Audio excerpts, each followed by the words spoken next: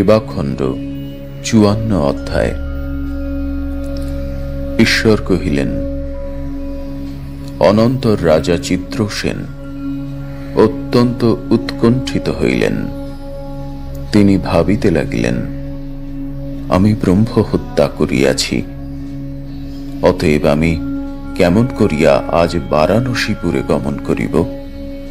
আমি গৃহে গমন করিব না, পরন্তু অনলে কলেবর আহুতি প্রদান করিব, অথবা সেই ঋষিকুমারের কামনা অনুসারে তদীয় জনক সমীপে কেন গমন করি না? আমি আশ্রমে উপনীত হইয়া মহামুনির সমীপে গমনপূর্বক যাহা ঘটিয়াছে তৎসমস্ত যথাযথ নিবেদন করিব।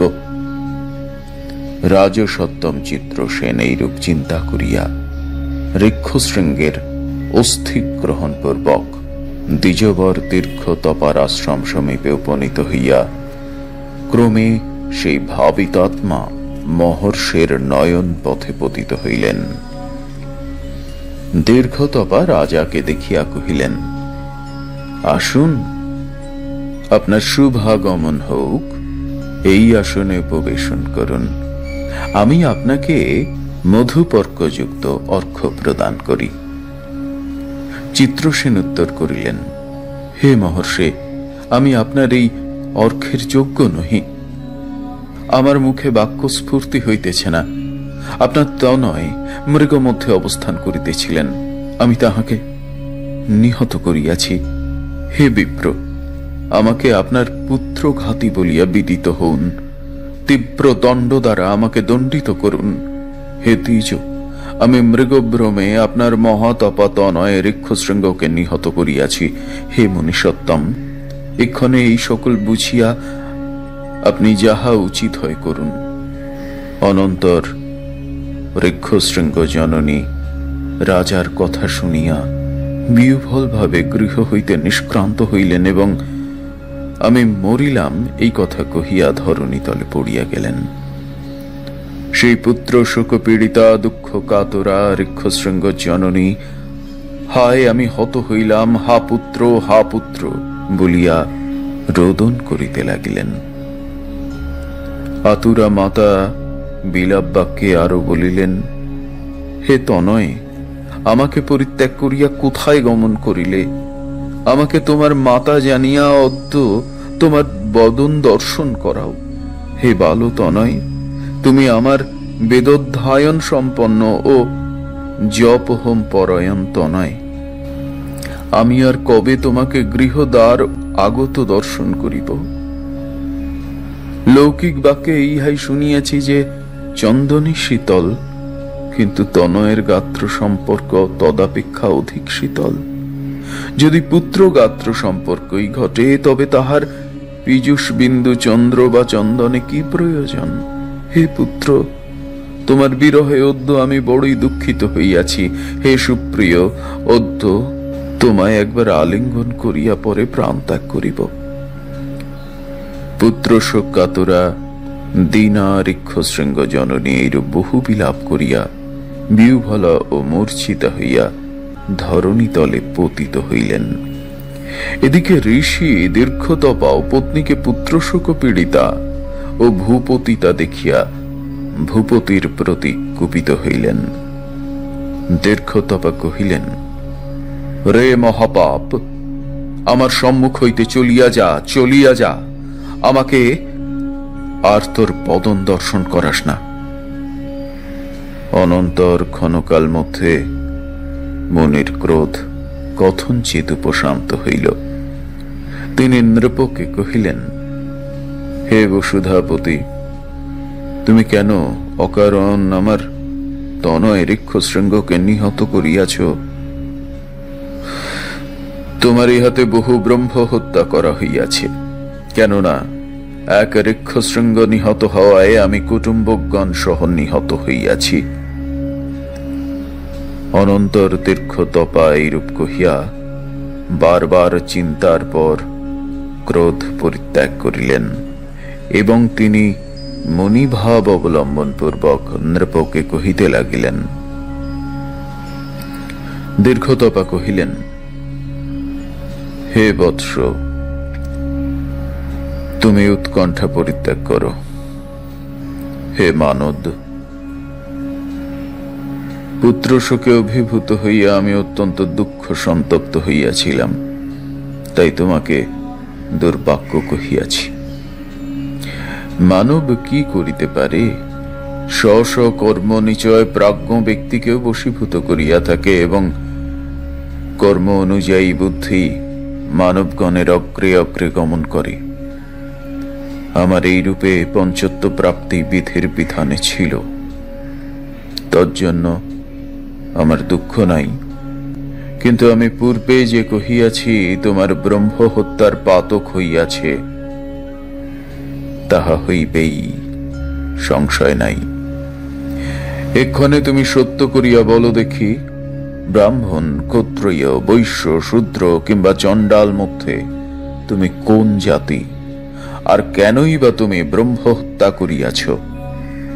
চিত্রসেন উত্তর করিলেন, হে বিপ্রর্ষে, আমি নিবেদন করিতেছি, আমাকে ক্ষমা করুন।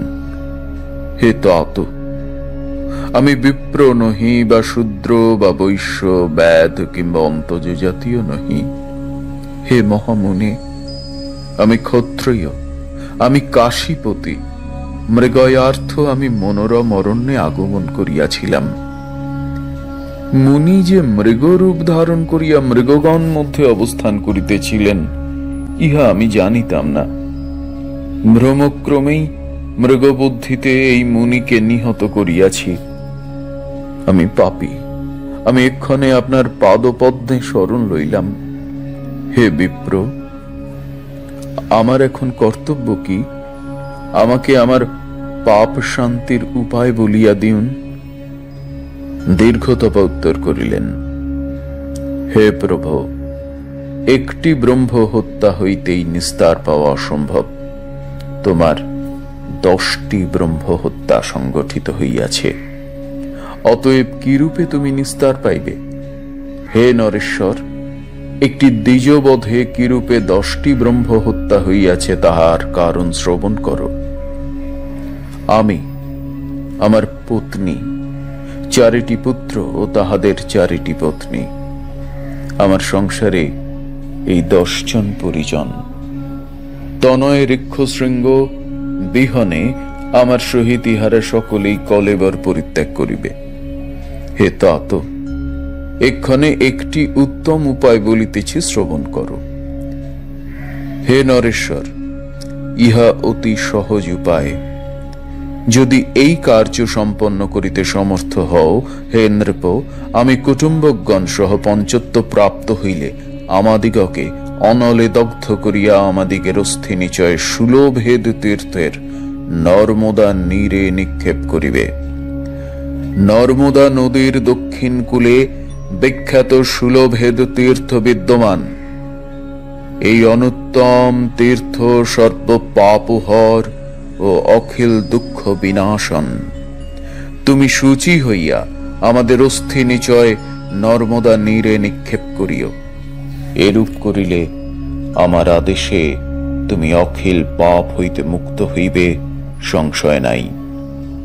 রাজা কহিলেন, হে तात, আদেশ করুন, আমি নিঃসংশয় সমস্তই প্রতিপালন করিব। আমার রাজ্য, কোষ, সুহৃদ, সুত, যে কিছু সম্পদ আছে সমস্তই আপনার অধীন। হে বিপ্রসত্তম, আমার প্রতি প্রসন্ন হইয়া আদেশ করুন, আমি এই সকলেই আপনাকে প্রদান করিব। হে নৃপ। রাজা চিত্রসেন ও দ্বিজ দীর্ঘতপা পরস্পর এইরূপ কথোপকথন করিতেছেন। ইত্যবসরে পুত্র শোক কাতরা দ্বিজপত্নীর হৃদয়ে আঘাত করত বিলম্বে জীবন ত্যাগ করিলেন এবং তখনই নির্জীব হইয়া ক্ষিতিতলে পড়িয়া গেলেন। ক্রমে ঋষিকুমারগণ মাতৃশোকে দেহত্যাগ করিলেন। তদীয় পত্নীরাও স্ব স্ব স্বামী শোকে তাহাদের সহিত পঞ্চত্ব প্রাপ্ত হইলেন। হে নৃপসত্তম, কালে দীর্ঘ তপা প্রমুখ সকলেই একে একে কলেবর পরিত্যাগ করিলেন। অনন্তর মহামতি নৃপসত্তম চিত্রসেন তত্রত্র আশ্রমবাসী দ্বিজগণকে আহ্বান করিয়া তাহাদের নিকট সকল বৃত্তান্ত নিবেদন করিলেন এবং তাহাদের অনুমতি লইয়া যত্ন সহকারে কাষ্ঠ আহরণ পূর্বক দীর্ঘ তপা প্রমুখ দ্বিজ পরিবারের তাচ্ছাদি কার্য সম্পন্ন করিলেন। হে মহিপতে, অনন্তর সযত্নে ঋক্ষশৃঙ্গাদি দ্বিজ পরিবারগণের অস্থি সঞ্চয়াদি করিয়া সেই অস্থি গ্রহণ পূর্বক দক্ষিণ দিকে প্রস্থিত হইলেন। অনন্তর অস্থি ভারাক্রান্ত মহিপতি চিত্রসেন যেমন পথশ্রান্ত হইয়া গমনে অসমর্থ হইলেন, অমনি বৃক্ষ ছায়া আশ্রম করিয়া এক একবার বিশ্রাম করিতে লাগিলেন। রাজা এই রূপে এক একবার কিছু দূর গমন করেন, পুনরায় বিশ্রাম করিয়া পথ পর্যটন করিলেন। রাজার আহার ছিল না, তিনি কেবলমাত্র জল পানে জীবন ধারণ করিয়া দক্ষিণ দিকে অগ্রসর হইতে লাগিলেন। এই রূপে অচিরকালেই তিনি নর্মদা তটে উপনীত হইলেন। তত্রত্য আশ্রমবাসী দ্বিজগণের দর্শন লাভ করত তাহাদিগকে জিজ্ঞাসা করিলেন, হে দ্বিজ সত্তমগণ, আমাকে শূলভেদ তীর্থের ফল বলিয়া দিন। হে মহাভাগগণ, আমি যেন আমার কার্যসিদ্ধির জন্য তথায় সত্তর উপনীত হইতে সমর্থ হই।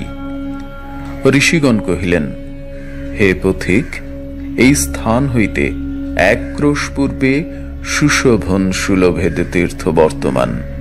তুমি নর্মদার দক্ষিণ কূলে এই শূলভেদ তীর্থ অবলোকন করিবে। আমাদের বাক্য অন্যথা মনে করিও না।